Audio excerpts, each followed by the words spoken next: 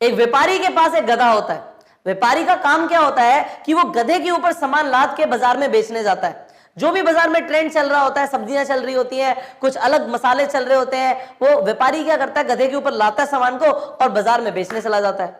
अब एक बार व्यापारी क्या देखता है कि बाजार में नमक का ट्रेंड आया है, नमक बहुत बिक रहा है बाजार में, तो व्यापारी क्या करता है, नमक की बोरियां मंगवा लेता है और गधे के ऊपर लाद के बाजार में बेचने चला जाता है। तो एक दिन जब वो जा रहा होता है नमक बेचने के लिए, तो उसे बाजार तक जाने के लिए एक नहर को, एक छोटी सी नहर को क्रॉस करना होता है। नहर का प्रेशर ज्यादा नहीं होता पानी का, पर उसे क्रॉस करना होता है। अब वो अपने गधे को बड़ा संभालते हुए, क्योंकि अगर गलती से भी नमक पानी में गिर गया तो नमक डिजोल्व हो जाएगा, पानी में घुल जाएगा, और नमक अगर घुल गया तो उसका सारा नुकसान हो जाएगा। अब गलती से गधे का एक दिन पैर फिसल जाता है जब वो नहर को क्रॉस कर रहा होता है, और जब पैर फिसलता है तो होता क्या है, बोरी पानी में।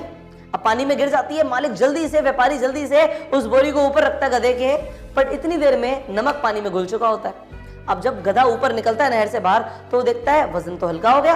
गधे को बहुत अच्छा लगता है कि वजन तो है ही नहीं। अब गधे को समझ आ जाता है कि अगर पानी के अंदर जाओ तो वजन हल्का हो जाता है, और क्योंकि हल्का हो जाता है तो अगली बार से मैं ऐसे ही करूंगा। अगले दिन फिर व्यापारी गधे के ऊपर नमक की बोरी लाद के नहर को क्रॉस कर रहा होता है। इस बार गलती से नहीं, गधा जानबूझकर पानी के बीच में, नहर के बीच में बैठ जाता है, और 1 मिनट के बाद जब उठता है तो देखता क्या है, वजन फिर हल्का हो गया। मालिक को लगता है गधा क्या कर रहा है, पागल तो नहीं हो गया है, ये मेरे नुकसान पे नुकसान कराया जा रहा है। अगले दिन फिर यही होता है, गधा फिर पानी के बीचों बीच बैठ जाता है। अब मालिक को समझ आ गया कि ये गधा जरूर कुछ गलत कर रहा है, ये गधा जानबूझकर पानी के बीच में बैठ रहा है, गलती से कुछ नहीं हो रहा। अब अगले दिन क्या करता है, जो उसका मालिक होता है उसके ऊपर बोरी लाद देता है रुई से भरी हुई। अब रुई से भरी हुई बोरी पहले से ही बहुत हल्की होती है, वो ले जाता है उसे नहर क्रॉस कराने। गधा क्या सोचता है, अरे इतनी हल्की है तो और हल्की हो जाएगी। अब गधा जानबूझकर दोबारा नहर के पानी में बैठ जाता है, और बैठ के जब उठता है तो उससे उठा ही नहीं जाता, क्योंकि वजन तो कई गुना बढ़ गया है ना।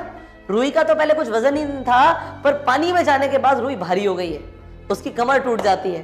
पर मालिक उस पर रहम नहीं दिखाता, व्यापारी उसे ले जाता है बाजार और वापस लेकर आता है उसी, जो उसने बोझा ढोया होता है, जो रुई पानी में भीगी हुई होती है, उसे लेकर जाता है। गधे को उसकी पनिशमेंट मिल जाती है, क्योंकि वो आलस दिखा रहा था, वो आलसी था, इस वजह से इस दिन उसे बहुत ज्यादा परेशानी का सामना करना पड़ा, मुसीबत का सामना करना पड़ा।